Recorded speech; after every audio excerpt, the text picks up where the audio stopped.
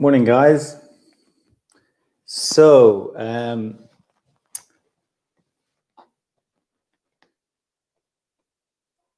I need to know if you can hear me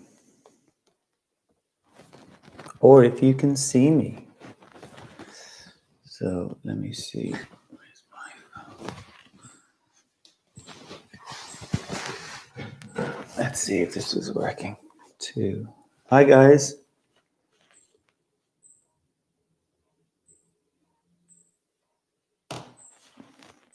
Can you guys hear me okay? Somebody type something, just let me know if that's...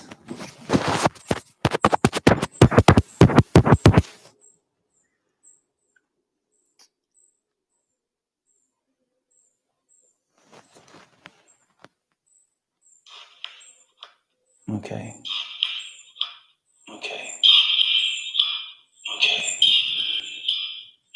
You can hear me. Yay, good morning. Okay, you're all very welcome. So, let's take a comfortable seat and we'll just give it a few moments. Good morning, guys. Good morning, Noreen.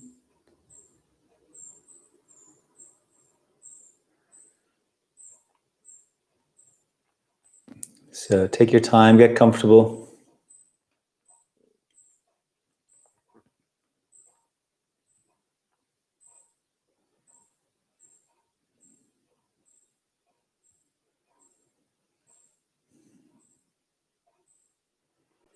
So we're sitting to begin. I'm going to move back a little. Okay, let me see.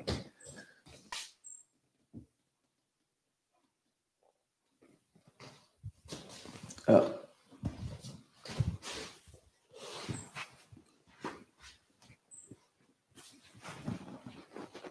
Okay. So let's get comfortable. So a lot of what we're interested in doing through our practice is beginning to change some of the default settings in terms of the nervous system and how our nervous systems tend to be heavy on the sympathetic side, on the side of protection, of kind of the part that keeps us a little stuck. And so much energy and effort and resources go into this kind of low level unconscious protection of holding things, of keeping us really safe from, you know, like in one respect, we could look at the idea the nervous system has never evolved from when we were running away from dinosaurs. And on some level, you know, a lot of the experiences that we have that are difficult, or the traumas or the woundings that we carry around that we haven't processed, have gone into feeding and maintaining this ancient pattern of the nervous system. So our practice is very much exploring how we evolve our nervous system toward the parasympathetic, which is the part of our nervous system that is, let's say, you know, if life was a particular frequency, then the parasympathetic is the part of our system that is aligned to that frequency. The parasympathetic is a little different. It's kind of, it's like a tape recorder that's on loop. You know, it's running off old programs, old patterns. So we're interested in kind of getting out of that old story and into this more vibrant quality or experience that we can have. It's tricky and it's difficult, and a lot of people don't do it because it means that you need to feel what it is that has kept you in this sympathetic default setting. And a lot of us don't want to go into those places. We don't want to feel what's in there, and we want to avoid it. You know, the idea that, you know, and it's been interesting. I've had this issue with my shoulder going on, and I've really noticed how I'd be happy to have another pain, not to feel this pain. And it was a real kind of moment, eye opener, that we do this in our lives. You know, we have these things that we've developed all of these really incredible mechanisms of not feeling them, you know, of not going into them. And we create secondary pains in order to just keep us distracted from what it is that we fear. And yet all of these practices talk to us about this idea that as we begin to turn toward what is uncomfortable or what is difficult, actually that's where our superpower is. You know, that's where our capacity to really experience life in a way that is profoundly rich. And that the more that we ignore or push away those places that are difficult, it's as if we're pushing away part of ourselves. And without opening to ourselves fully, our experience of life is diminished. So this is the idea behind our practice. It's meeting these places that are uncomfortable and beginning to refine our relationship to that discomfort. So, you know, and this is one of the beautiful things about something like yoga and embodied practice, is we get to work with the physical body, which in some respects is very straightforward. You know, we feel something, you know, we're drawn to these places that are contracted or tight or sore, you know, physical discomfort, physical pain. It's in one sense very straightforward. There's no ambiguity about it. So as we meet these places, as we do these poses and shapes and positions, and we meet these places that are uncomfortable or contracted, it's the idea about the quality of awareness that we get to bring into them. So if we think about pain in the body as a contraction, if we can bring a sense of spaciousness in terms of our awareness to that contraction. So part of what we work with is meeting the contraction or the effort that's required to do a pose or be in a particular position. And then the other side of it is our capacity to stay spacious. And this is the part that we're kind of working with and we're not used to doing, because of course, most of the time when we feel something that's difficult or uncomfortable, the tendency is we don't stay spacious, we get contracted. So the experience of contraction kind of envelops us. And because its frequency is such a, you know, this is the pattern of the nervous system. It's to tighten up. We're so used to it that it happens before we're even aware it's happening. So through our practice, we get an opportunity to explore our capacity to stay more spacious. And what I invite you to do as we're moving through our practice is, if you lose a sense of that awareness, that spacious awareness, stop, just pause and come back to the breath. So the breath is at the foundation of anything else that we're going to do. It's the foundation, because the breath is all about connection. And what we're really trying to do is we're trying to connect to life. You know, that we're, in one sense, it's like we're like, you know, this analogy of being the radio, you know, this old radio, the knobs on it, and you're turning the knobs and you're tuning into the stations. That's what we are. We're like an antenna for life. Life is designed to move through us. You know, and we have this, you know, our brains, our hearts, our bodies decode life. So we can, in a sense, make sense of it on this plane, in this experience, in this human embodiment. We're decoding mechanisms for life. But of course, if we're stuck, if we're blocked, if we're shut down, then that information is not coming through. We're not getting it. And in that way, you know, and we all have, maybe not all of our lives, but certainly parts of our lives that are shut down or a little closed down or protected, or, you know, that's what it is to be a human being. This is what we call karma. You know, we all have this work to do in terms of decoding, you know, in terms of allowing life to move through us more richly, more fully. And of course, what happens to us is, if we're a bit stuck, life becomes too difficult. It becomes a struggle. It becomes something we don't want to do, or something we want to get over, or we want to get through, and again, we all have areas or moments in our lives or our days where that would be true. And what if we could bring more of a juiciness or an aliveness into those moments? What if we could bring more joie de vivre into those moments? What if our life could become richer, more joyful? So that's really what we're interested in playing with and working with. And again, we work in very simple terms with the body. We're meeting these little pockets of holding because all these pockets of holding are connected to these deeper programs that we run in terms of how we experience life or how we don't experience life. Because our bodies, being this conduit for life, are designed to allow life to move through it. And when that's not happening, our body will seize up in places. It'll atrophy. So we're going to meet those places of atrophy, those places of holding, and we're going to breathe into them. And we're going to give them time, and we're going to allow them to begin to dissolve, because we're going to use our consciousness, our awareness, to begin to breathe space and pulsation back into them. So this is the way life articulates in our universe. Everything pulsates. Everything pulsates, from the tiniest atom, the cells in your body, to the biggest stars in the universe. They're all pulsating. This is the way life articulates itself. It's a pulsation. And areas in our system, it's not that they stop pulsing, but it's like they lose the bigger rhythm of the pulse. They kind of have their own little pulse going on, their own kind of disconnected pulse. So can we bring that bigger pulse back into them? Okay. Hope that makes sense. So we're sitting. Take a few deeper breaths, a little shrug in the shoulders. Breathe into the ribs.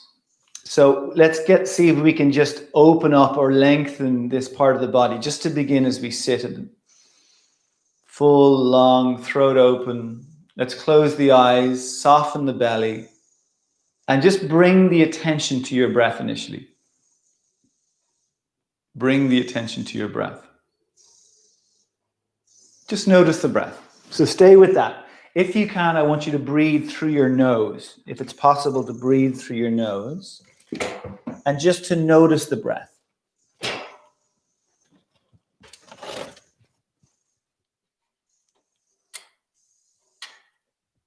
Just to notice your breath. Your inhalations and your exhalations. And just to stay with it. And then whatever else is there for you this morning, whatever else you're meeting, whatever feelings or thoughts or sounds, just to kind of acknowledge that internally, just to notice what it is that's there for you this morning.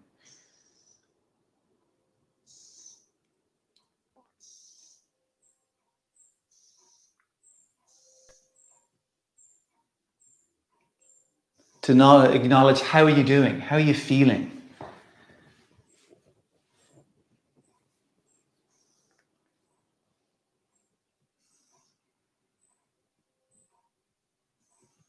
The whole game is that we're meeting ourselves.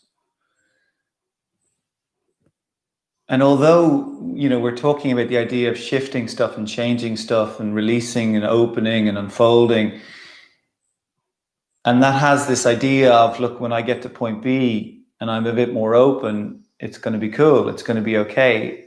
And yet that's true in the same way that in this very moment, there is perfection.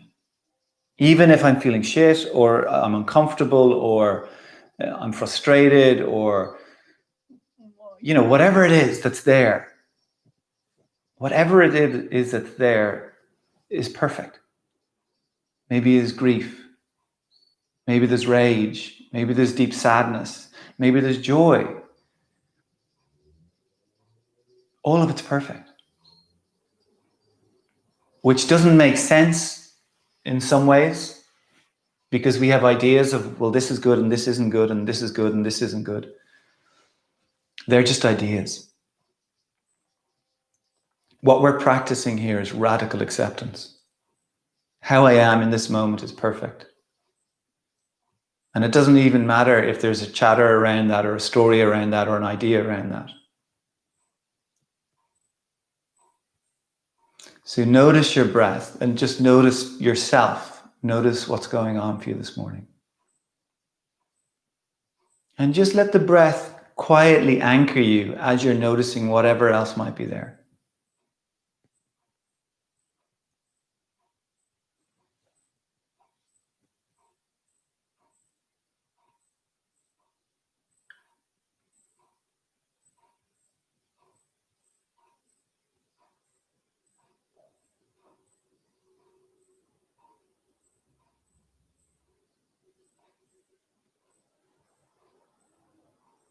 And then can we begin to take some deeper breaths? So let's inhale for 5 and exhale for 5. And the breath, again, we're breathing through the nose if it's possible, and it doesn't matter if it's not. The inhalations are slow, steady, as are the exhalations. So there's a fluidness to the breath.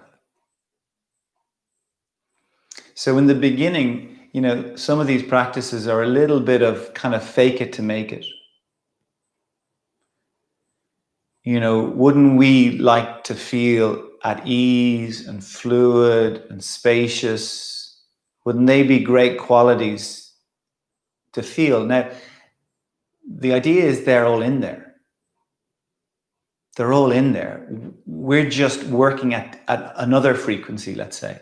We get caught up in our sympathetic nervous system running us at a particular frequency.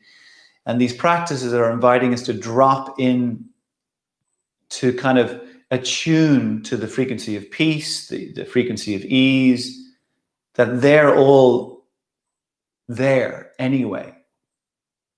We're just making a choice here through our practice to begin to attune to them.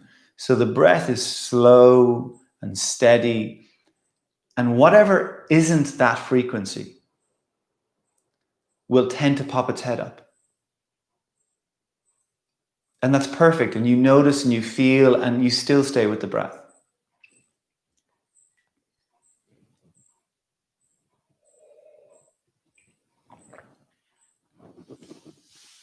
You stay with the inhalations and the exhalations.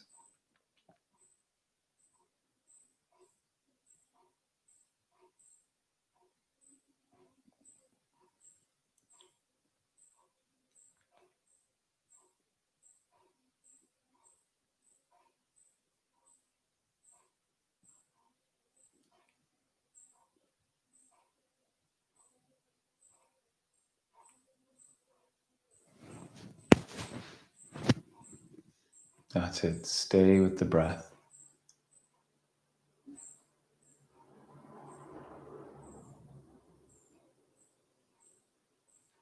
At the top of the next inhalation, can you pause for a moment? Maybe it's 2 seconds or 3 seconds, whatever feels comfortable.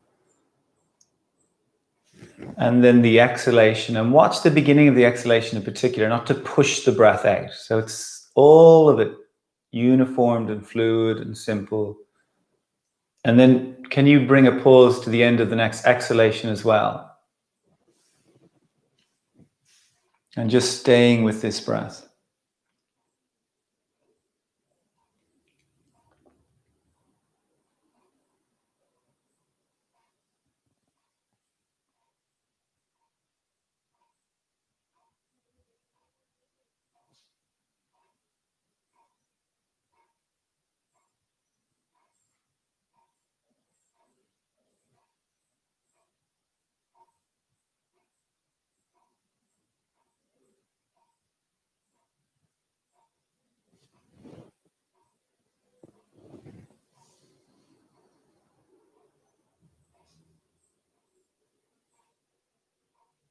That's it, staying with the breath. And I know this is a challenging thing to do at the beginning of a practice, but stay with it, we'll move soon.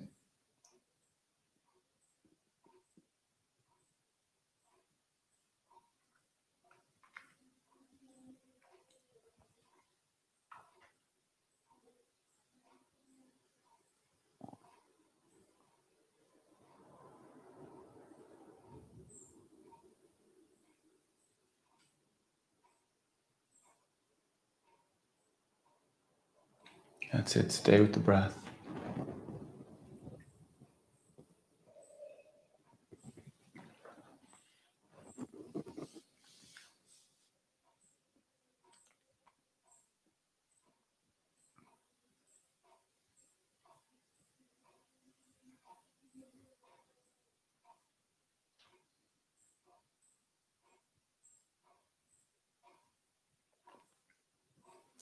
And then after the next exhalation, can you let the breath come back to its natural rhythm? Okay. It's one of the beautiful things about what we are is that, you know, life is this incredibly, sometimes I'm lost for the words, but it's an incredibly sacred thing, you know, that there is a richness to it that is available to us if we're willing to do a bit of work and explore and look into and inquire.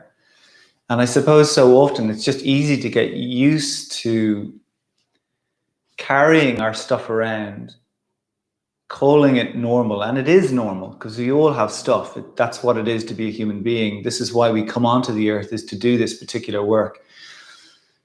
And there's no rush in doing any of the work. You know, we decide not to do it in this life, fine. You know, we can do it in the next or the next or the next. But as we begin to do this kind of work, and you guys being here, you know, this is the work you're doing, you know, is you're unfolding yourself, you're exploring what it is to be human, what it is to be what I am, meeting what it is you're carrying around.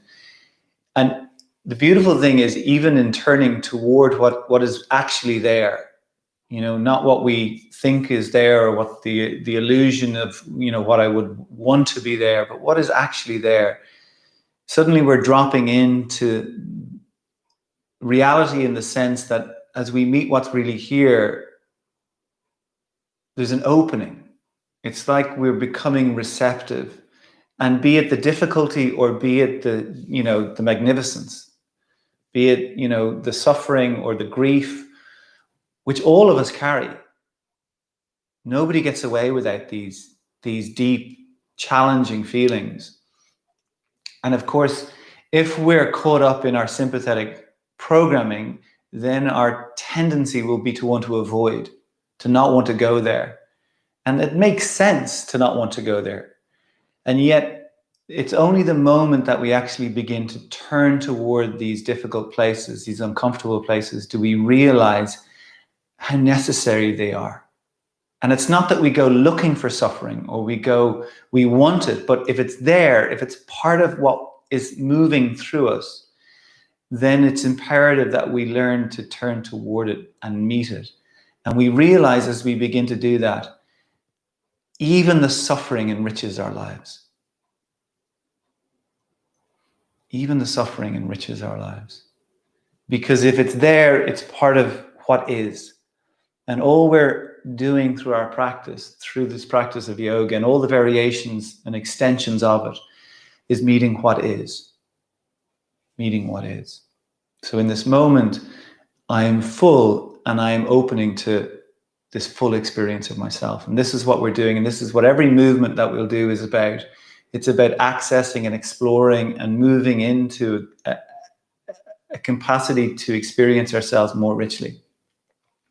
So we're in our seat. Let's take our hands to our ribs. So we're holding the ribs, thumbs back, fingers front if possible. Thumbs at the back ribs, fingers at the front ribs.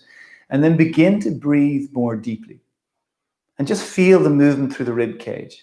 And the idea of getting the whole thing to move as a concertina, like the back, the sides, the front, all pulsing and expanding. And even if you think about it, as you're taking these deep breaths, the expansion is a movement from the inside outward. And the whole thing philosophically rests on this premise that it's all in there. It's all inside. The game is, how do we bring it out so that we can experience it, so that it can be in the world. We can be in the world more richly. So even as you take this deeper breath, it's like an unfolding of yourself, an opening, a movement into receptivity. And this is all of this movement toward our parasympathetic, you know, the part of our nervous system that is designed for us to be here, to be creative, to be expansive, to be connected, to be in the flow of life. This is, you know, where we're designed, where our evolution is bringing us. This is the movement of humans from sympathetic to parasympathetic. As you take these deep breaths, fill the ribs, lift the ribs up, open it up, notice where you get tight. Imagine you could breathe into those spaces. We're going to arc over to one side, doesn't matter which one. So you get then more of an expansion on the other side. You might get more of a sense of contraction on the smaller side. You can also breathe into that. And this is the game. Wherever you're noticing it, wherever your attention is drawn, be spacious in that place. Bring spaciousness to that place. This is a process of, we could say, us healing ourselves. Although it's arguable if there's anything that needs to be healed. It's just language.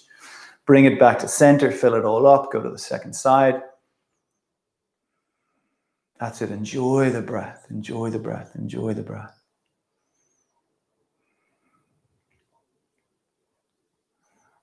Come back through center, fill it up, lift it up. We'll go to the first side again.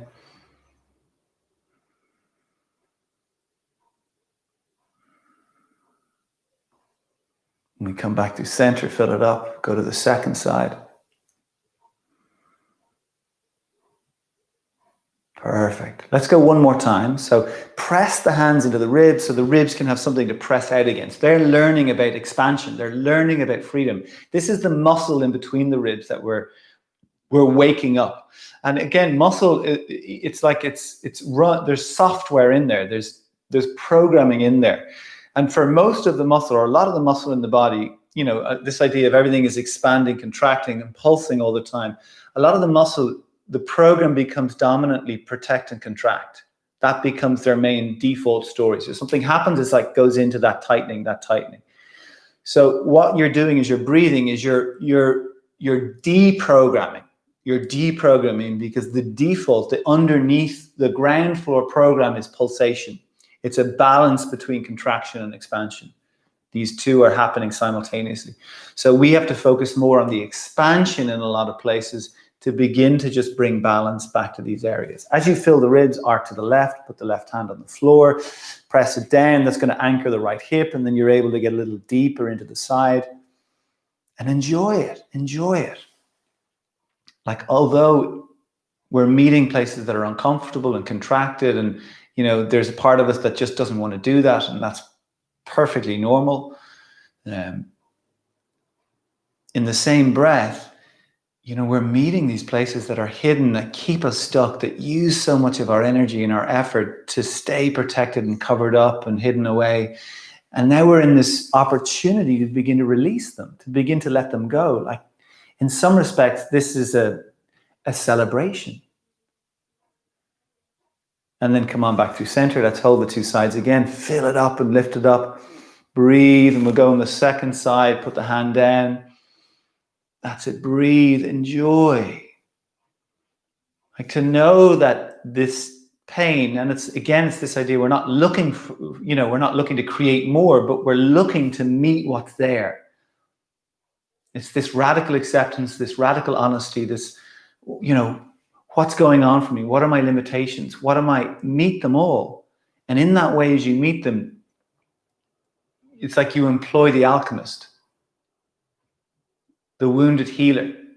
Yeah, the part of you that can actually transform what is contracted, what is stuck, what needs awareness, what needs your attention, needs to be seen. Come back through center. Perfect. Okay, so we're in our seat. Let's extend our two legs forward. Okay, so we're going to keep our feet about hip distance apart. Hopefully we're sitting up on something. Yeah, you can use a brick or a block or a cushion or whatever is available. Use a book. Okay, so keeping the knees bent. And I'm going to keep the knees bent quite high, so it's not taxing for the hamstrings or the calves. So make this as easy as possible. The toes are more or less pointing up as opposed to tilting out to the sides. So we're on the heels. First thing, I want you just to look at the feet and just move the toes a little. Just curl them away from you and release, and curl them away and release. So it's really interesting, when you begin to look at the patterns in the body and the way the body moves, the way we inhabit our bodies, and we begin to shift some of that. So for most of us, and I've never met anybody who doesn't have these patterns going on, particularly if you wear shoes. Most people wear shoes that are quite constricting for the feet. The feet really are designed to be spacious. So when they come to the earth, they're designed to be able to spread.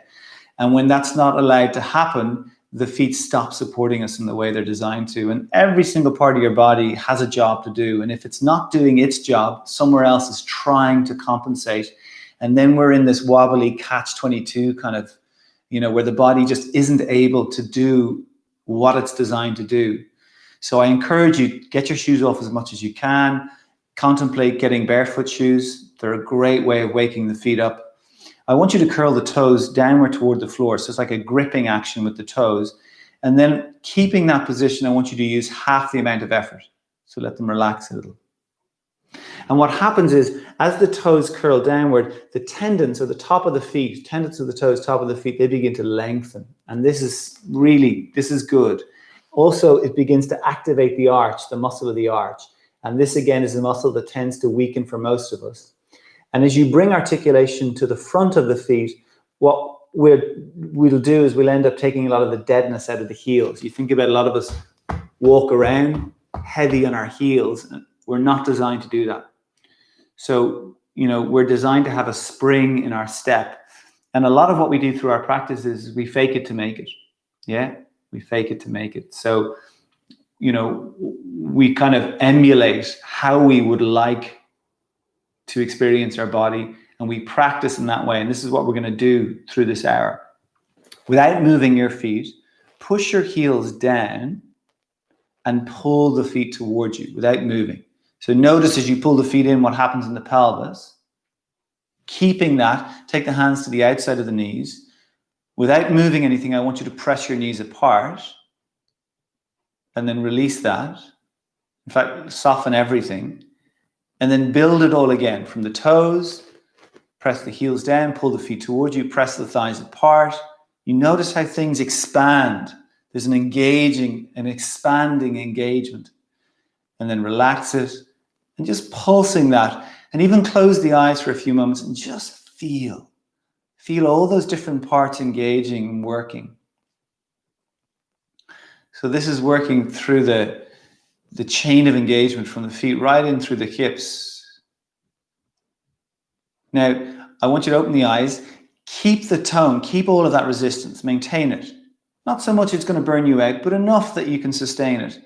And then take a few deeper breaths, shrug the shoulders a little, and imagine you're getting longer, getting taller, longer. You might even feel like you want to lean back a little as you do that. So the belly is long, the throat is open. Perfect. Now try to keep all of that. Take the hands again to the ribs. Fill the ribs. Manually lift the ribs up. We're going to arc over to one side. Now, only a little arc, because I want you to try to keep the weight even in the hips. I want you to keep the legs active in the same way. Arc a little to one side. Breathe into the two sides. Come back through center. Take a deep breath. Fill it up. Go to the second side. Breathe. Keep it active. Perfect. Come back through center. Okay, now relax everything. Bring your right foot in a little closer. Not as close as you can go. I want you to keep a little space. Hands around that top shin, or the top of that shin, right shin. Okay. Okay, so obviously you've got the whole of the right foot on the floor. So it's the same principles in terms of the work of the feet. The toes are curling into the floor. Okay. And then as you grip, without moving, you're pulling the feet towards you. Now, it's going to be a little bit trickier with the closer foot to maintain it, but I encourage you to do the best you can. As you work the legs into the hips, take a deep breath, fill the ribs, a little shrugging in the shoulders. The idea of lifting the belly again. You want to get long in the abdomen, long in the waist. Okay, so we're going to keep our left hand on that right knee, and we're going to turn to the right, bring the right fingertips lightly down wherever they feel comfortable landing. Head stays in line with the heart. Little shrug through the shoulders. Feet are still working, pulling towards you. The twist isn't forced in any way. It's whatever feels available. And just breathe into the twist. Breathe into the tightness. Breathe.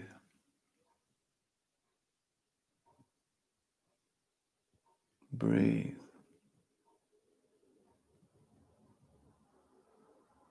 Breathe. 3, 2,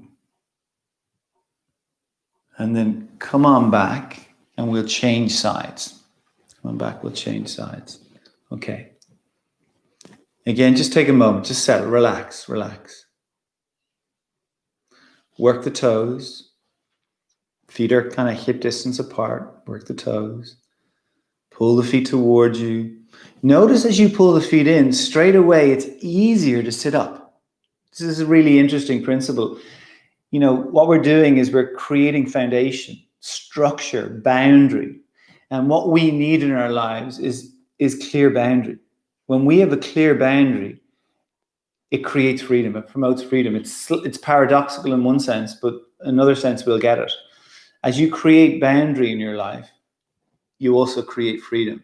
We know our boundaries. So work the toes, pull the feet towards you, take a few deep breaths, shrug a little through the shoulders.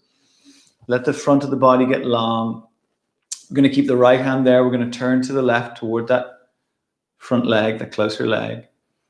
And we just breathe into the twist. There's no forcing. There's nowhere to get to. Just whatever is available, wherever the body is allowing you to get to.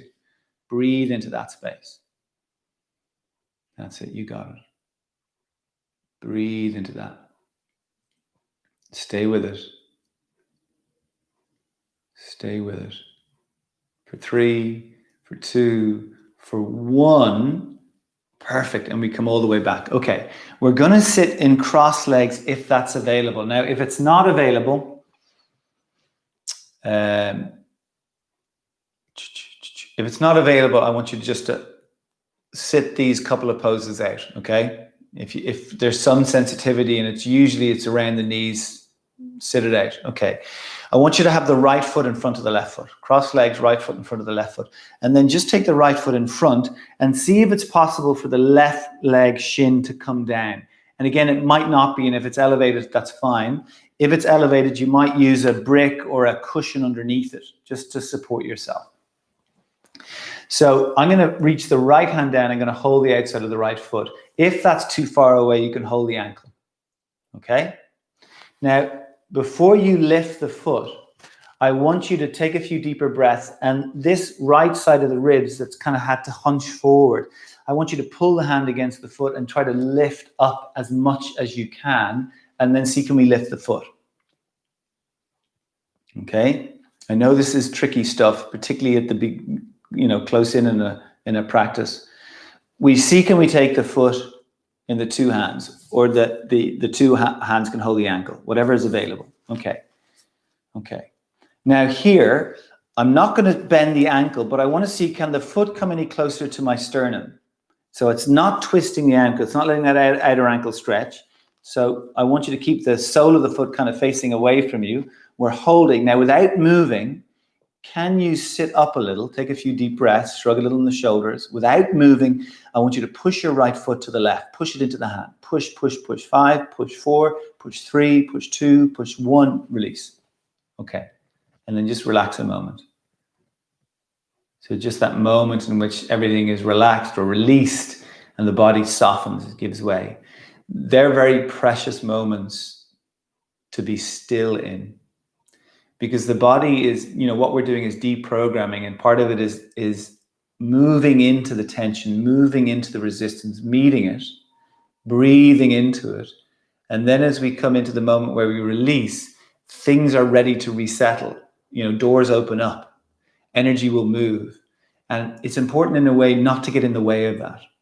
That our tendency, and it's one of the things that we get caught up in, is because we have these pockets of holding or blocks, energy isn't allowed to move as freely through our system, and we're not used to doing that.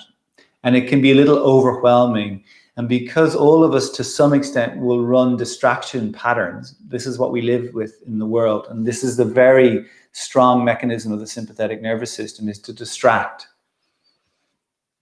Because that tends to be a pattern, a default pattern, even when we come out and there's this opening and energy is beginning to flow and move back where it needs to move back, because energy knows where to go, our tendency is, because it can be a strong feeling, is to want to distract or inhibit. So to notice, to let yourself just soften and breathe. And we'll go to the second side. We hold the foot. We're not lifting initially. Pull against the foot to try to lift the upper body and open up what's available. breathe, and then we'll lift the foot and we'll hold with the 2. And again, the idea of bringing the foot a little closer to the heart, even though it doesn't matter where it goes, but I don't want you to sickle the ankle. I don't want you to bend the ankle, yeah? Because that means everything is moving into positions we don't want to. Think of the straight line, the normal ankle, foot, leg relationship, even as you're twisting. So the lower leg foot is like one piece of metal. One part moves, it all moves. Push the foot now to the right. Press it into the hand. Press it into the hand. At the same time, deep breath, shrugging the shoulders, open up the belly a little bit more. Breathe 5, breathe 4, breathe 3, breathe 2, breathe 1, and then we release. Okay, beautiful. And you pause. Pause. Pause. Okay, first side again. This is the beautiful thing about, and kind of in one sense, what makes my job easy is because all our bodies want to move in this direction. We're just exploring how to, how to bring us into that place in which things begin to crack open. Crack might be the wrong word. I had an egg this morning. Okay, so we're holding right foot, right hand, deep breath, little shrug in the shoulders. Breathe, we lift the foot, we bring it a little closer, whatever's available. Try to sit up, even leaning back a little helps with that length in the front of the body. Hold with the 2 hands, right foot, push it to the left without moving it. So you feel it, all that engagement right into the hip for 5, for 4, for 3, 2, 1. Release and pause.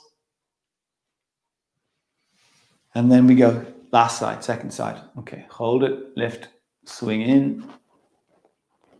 Okay. Deep breath, little shrug, press the foot to the right, push, push, push. 5, 4, 3, 2, 1. And again, we release. Beautiful. Okay. I'm going to get you to come onto your back, okay? And on your back, your 2 knees are bent. Close your eyes and bring your attention to your breath. Bring your attention to your breath again. So just notice the breath. Your inhalation, your exhalation.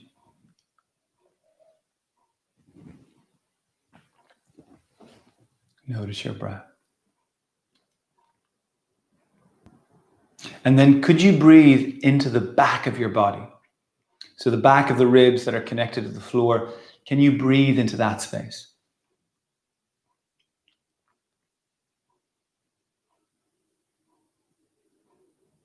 Sometimes it's enough to just do something simply because you don't usually do it.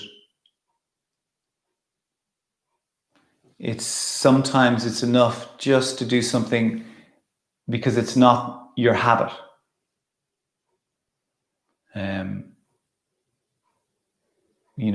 Like the opportunity to just step out of your habitual moment to moment, day to day. So in some respects, we could look at our whole class like this. We could look at breathing into the back like this, to just do it a little differently. Just stay with this breath for a few more rounds.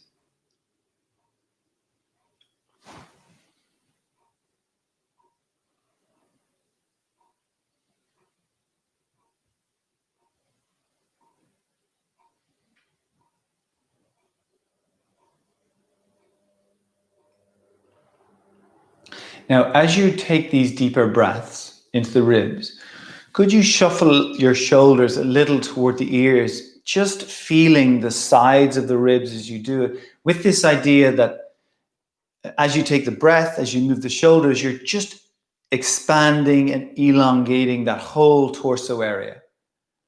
Just exploring. So I don't want you to force, I don't want you to over effort. I want you to do as little effort as you can. But can you explore just getting longer, fuller?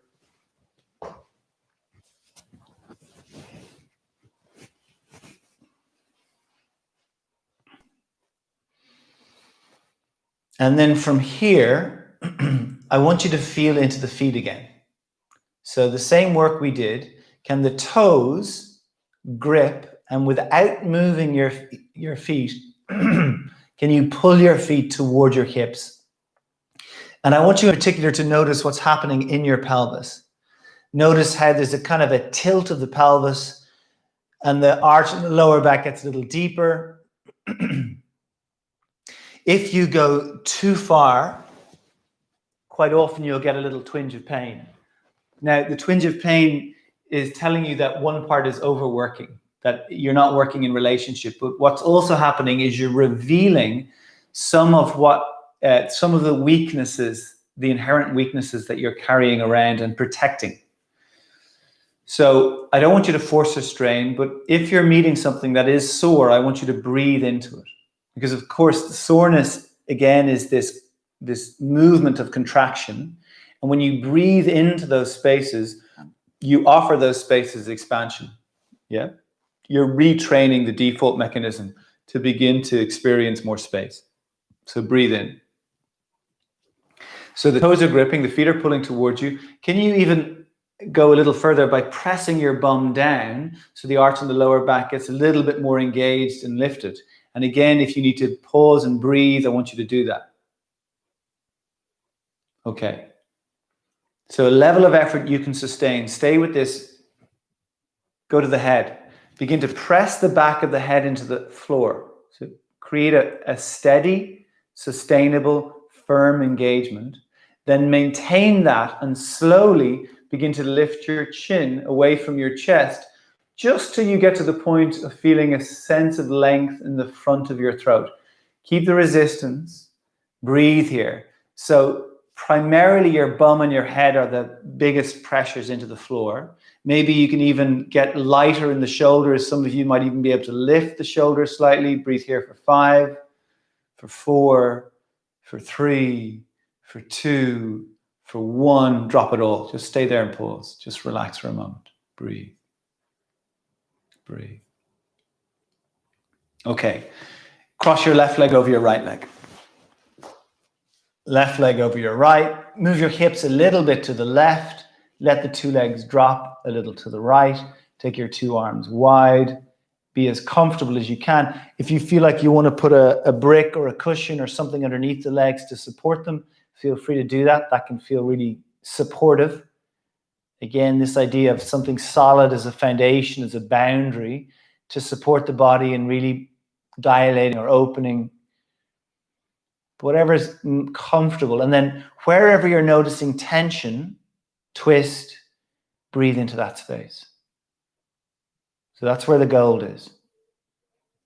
We're mining for gold. Meet the resistance. Breathe and settle. Let the arms go wide. Breathe for 3. For 2. Perfect. Okay. We're going to bring the two knees back up. Hips back to center. Uncross the legs. Right leg on top. Hips go a little to the right. And we'll begin to slowly let the legs drop over to the left.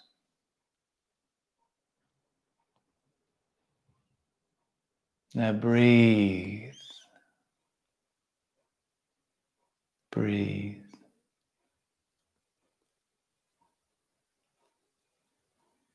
Take your time. Breathe into what you're meeting.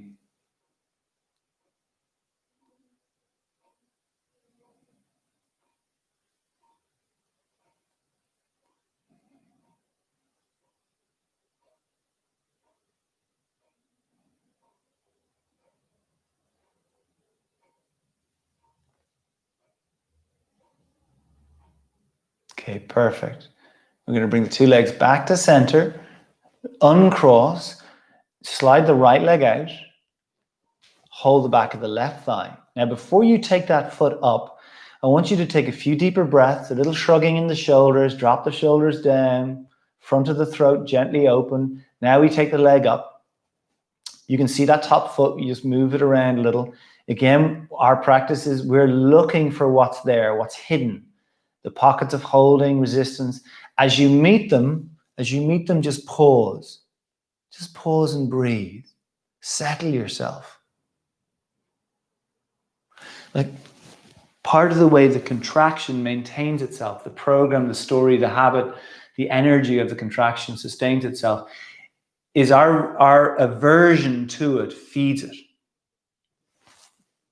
When we put effort into turning away from what's uncomfortable, in some way that feeds what's uncomfortable. Yeah, it'd be great if it wasn't that way, but that's just the way it works. So when you turn toward it and you keep it in your line of awareness and you breathe, it's like you allow the energy, that held pent-up energy, to begin to dissipate. It's like you're just not reacting to it. You're just meeting it. You're letting it be there. This is the whole premise of meditation. It's just to meet what's there, to notice what's moving, and we're feeding that place of non-reactivity. Okay, so you got that left leg up. Take the two arms wide, and then bring the left leg over to the right. Bring it over toward the right. And again, whatever you're accessing, getting to meet and feel into, you just pause and you breathe and you notice. There's no rush. We're giving ourselves an opportunity. We're giving ourselves time to meet the tighter spaces, to breathe into them. So the two arms are wide. Can the left arm begin to kind of slide closer to your left ear? So you're kind of creating a diagonal through the body and just breathing into whatever tension might be there. The other arm is wide. Just breathing into whatever's there. 3, 2, 1. And then as you bring that left leg up, let the arms come back. Release the leg all the way down. Everything drops. Everything settles. Just be still. Breathe. Notice the body. Witness the experience.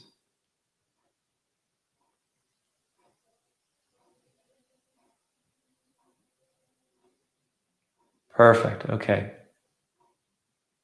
Hold the back of the right leg with the two hands. Take a few deeper breaths, a little shrugging in the shoulders, drop the shoulders down. Just breathe.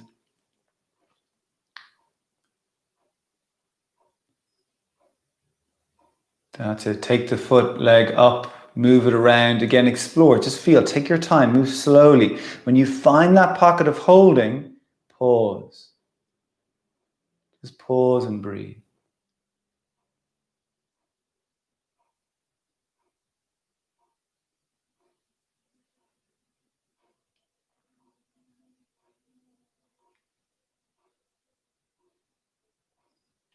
Inhaling and exhaling. Okay, let's take the two arms wide. Bring the right leg over to the left.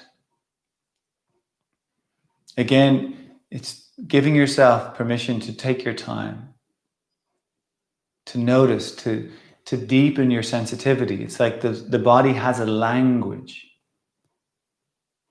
Yeah, and what do we usually do with it? When we feel aversion, the part that is speaking in that way, we tend to turn away from it. So we're not listening to it.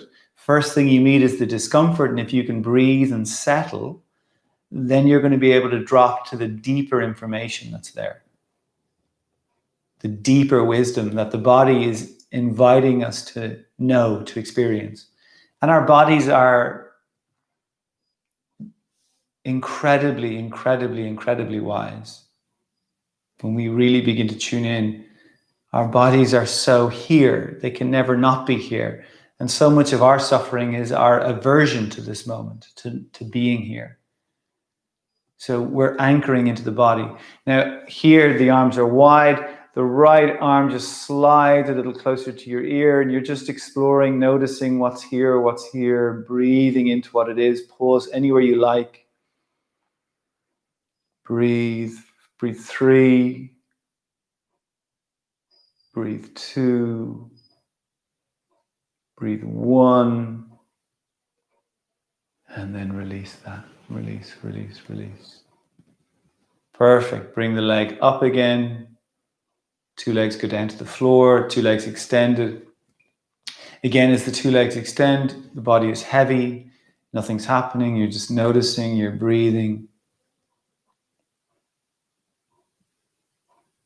So as we begin to unravel our bodies, they become a more comfortable place to inhabit. Yeah? In the same way that, we all live in a house or a home, and we like it when our home or house is, the way we like it. We probably all have preferences as to how we like it, whether it be clean or decorated in a particular way, and we probably all, particularly if you've got kids, all know that it can go asunder very quickly, and it can be, more difficult to come home or be in places that are spaces that are. So same for our body, to move in there, to unravel, to open up. And then our spirit, our consciousness becomes more comfortable, more at ease.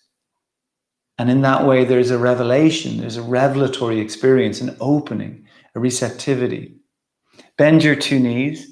Bring the soles of your feet together. Let the two knees drop apart. If this is sore, you can either support the legs with some cushions or you just keep the legs extended. So it's important that you feel comfortable. Bring the two hands to the lower belly. Let the two hands rest on the lower belly. Close your eyes and just notice your breath. Just notice your inhalations and your exhalations. Just be with the breath.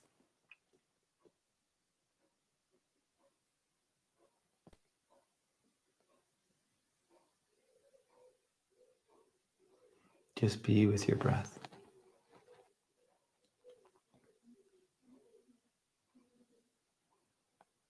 Be with your breath.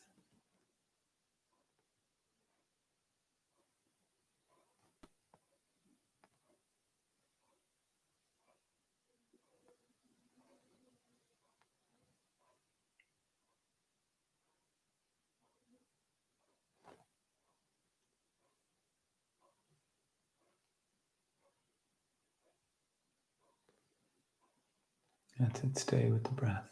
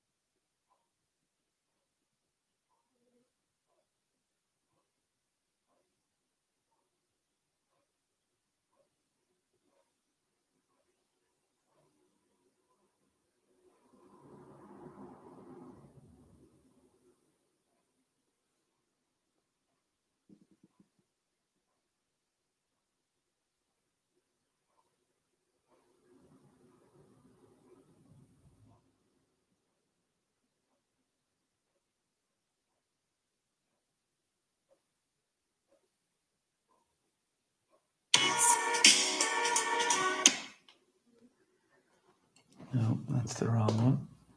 Okay, stay with the breath. Let's slide the two legs out, one and then the other.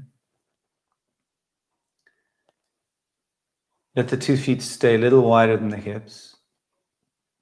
Keep the hands where they are. So you keep the attention in that space, the lower belly.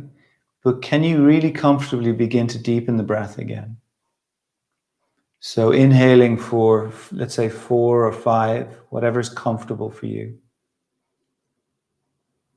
We'll pause in between each of the breaths, so the top of the inhalation and the end of the exhalation.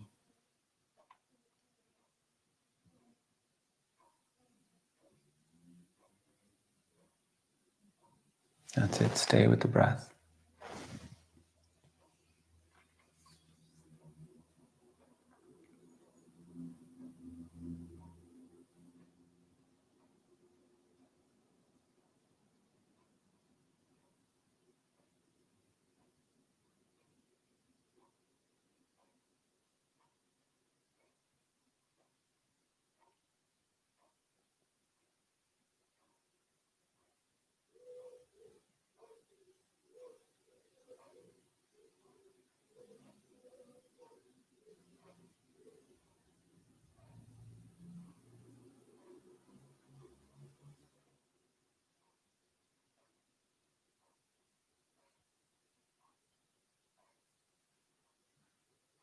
Stay with the breath.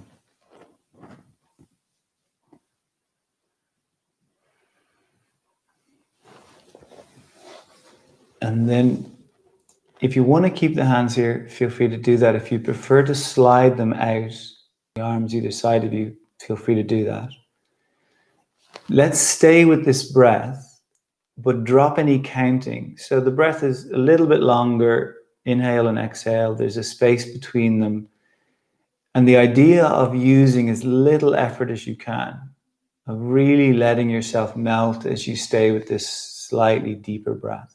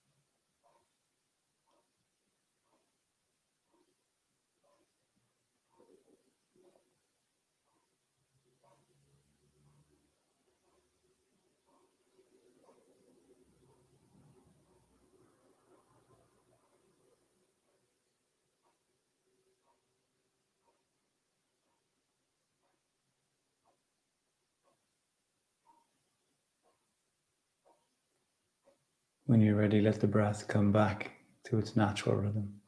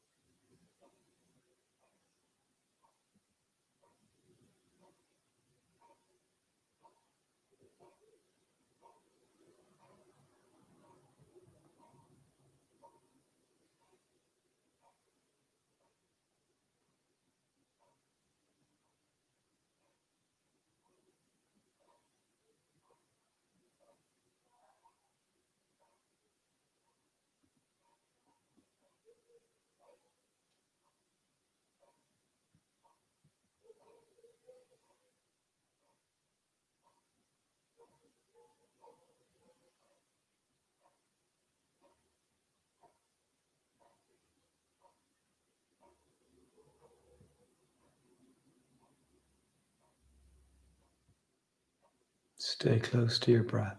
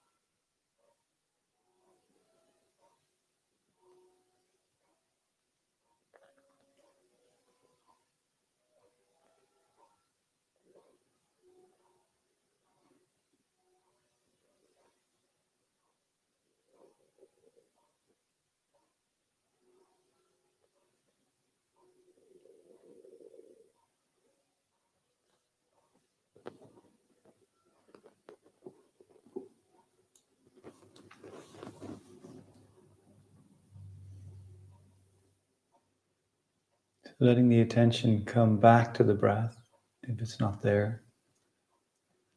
And just for a few moments before we move, just to feel, just to notice, just to tune in. Again, this idea that presence, peace, space, spaciousness, it's all there in every moment. But we just set ourselves to a particular frequency, get stuck there, think that as reality. And our practices remind us that there's so much more available to us, that we're refining how we receive, how we become receptive to these these deeper frequencies or these higher frequencies. So take your time, take some deeper breaths. If you feel like moving a little, feel free to do that.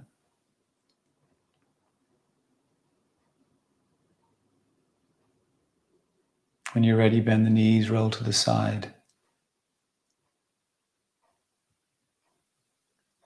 And just get comfortable on your side, come back to the breath, notice the breath.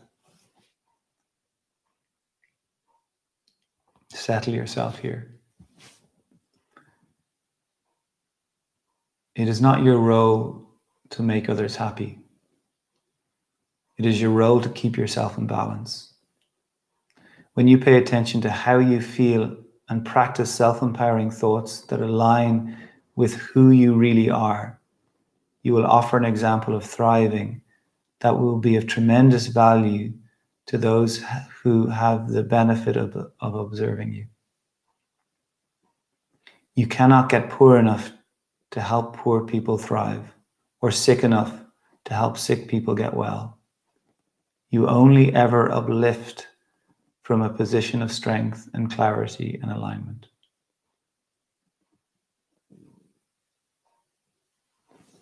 And this is our practice, to rebalance ourselves, to come home to ourselves, to remember how to support ourselves, how to love ourselves. So let's come to sing. Take your time, get as comfortable as you can. If you want to sit, however you want to sit, ground, seat, whatever works. Okay. We're going to make a little bit of sound, and the chant is Gro Macri, love of my heart. Okay? Gro Macri. So we close our eyes. We'll say a few rounds of it, and then we can get into chanting it. If you're in a space and there's people around and you're a bit embarrassed, say it inside. Same difference.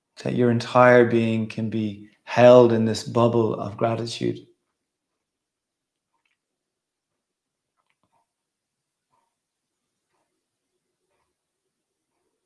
We bring the hands to our forehead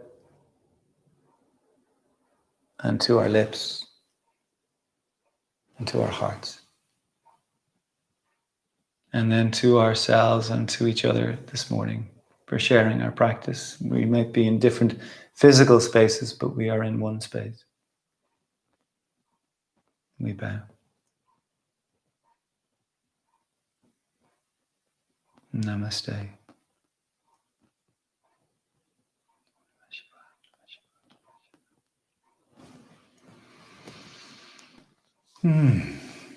Good work.